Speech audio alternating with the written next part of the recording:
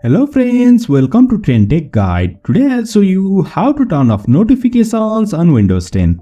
So if you are new to our channel, don't forget to subscribe. So let's start. First of all, you can see I am here in my Windows. Now to turn off notifications on Windows 10, first of all head on to this notification center on the bottom right. Click on this and over here on the top right you'll find this manage notifications.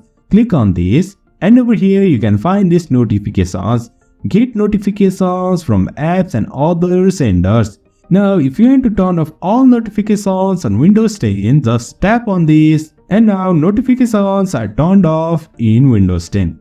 Now if you want to turn off notifications from particular apps, just scroll down and you can find the particular app from which you don't want notifications. For example, if you don't want notifications from your browser, you can just turn this off like this and you won't get any notifications from this particular apps. So in this way we can turn off notification on Windows 10. If you find this helpful, don't forget to subscribe. Have a good time.